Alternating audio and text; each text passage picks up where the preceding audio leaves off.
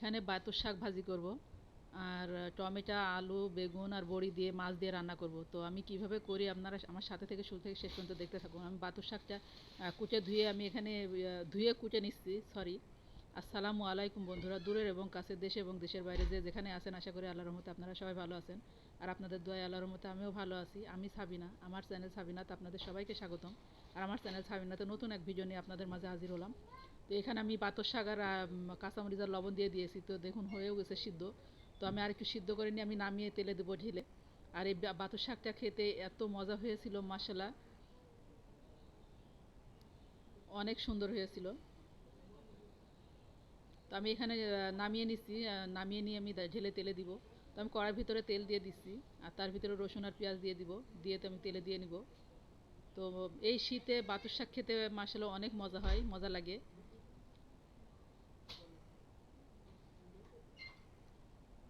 তো আমার রসুন পেঁয়াজটা হয়ে গেছে, তার মধ্যে আমি একটু বড়ি ভাঙা দিলাম। কারণ আমি বলতে বলতে ভুলে ভুলে গিয়েছিলাম যে শাকটা আমি বড়ি ভাঙা দিয়ে ভেজে নিব। তো বড়ি ভাঙা দেওয়াতে শাকের স্বাদটা আরও দ্বিগুণ করে দিয়েছে। মাশাআল্লাহ, খেতে এত মজা হয়েছিল বন্ধুরা, আপনারা চাইলে এইভাবে আমার এই টিপসটা ফলো করে করে খেয়ে দেখতে পারেন। তো আমার তেলে দেওয়া হয়ে গেছে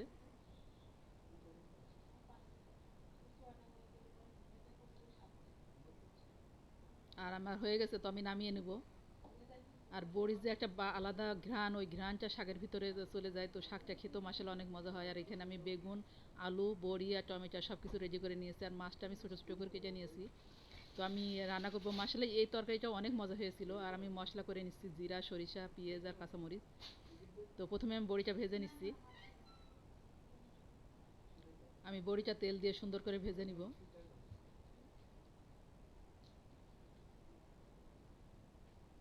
আর শীতের দিনে বড়ি দিয়ে তরকারি হবে না এমন এটা কি হতে পারে? তো বড়ি ভাঙা বড়ি দিয়ে বেগুন দিয়ে তেলাপিয়া মাছ দিয়ে আর টমেটো দিয়ে রান্না করেছিলাম, খেতে মাশাআল্লাহ অনেক মজা হয়েছিল। কারণ ভয়েসটা আমি পরে দিচ্ছি, এই জন্যই বলছি আপনাদের, কারণ আমি খেয়েছি। আর বড়িটা আমার ভাজা হয়ে গেছে, তো মাছটা ভেজে নিচ্ছি।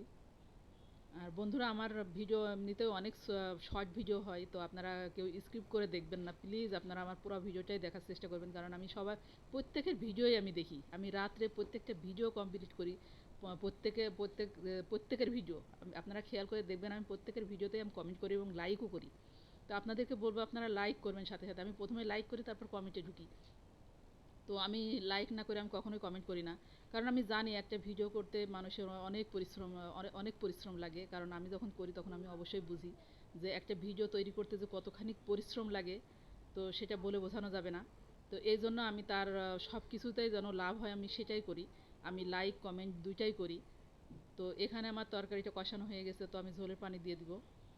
আর আমার নতুন বন্ধুদের, যারা নতুন বন্ধু এই মুহূর্তে আমার ভিডিও দেখছেন, তাদেরকে বলবো প্লিজ আমার চ্যানেলটাকে সাবস্ক্রাইব করে দিবেন, কমেন্ট করবেন, লাইক করবেন। আর পাশে থাকা বেল আইকনটা প্রেস করে দিবেন যেন নোটিফিকেশনটা সবার আগে পেয়ে যান।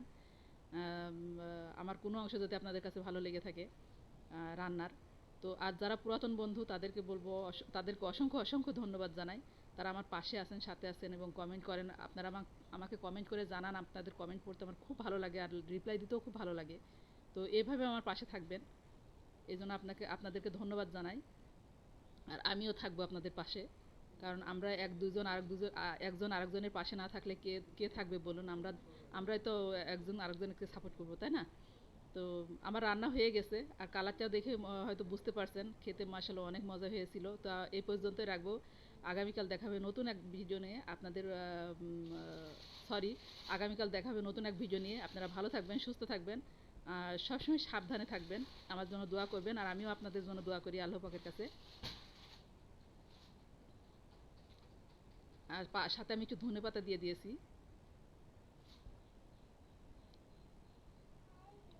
আর দেখুন কি সুন্দর কালার এসছে, আর খেতেও মাশাআল্লাহ অনেক মজা হয়েছিল।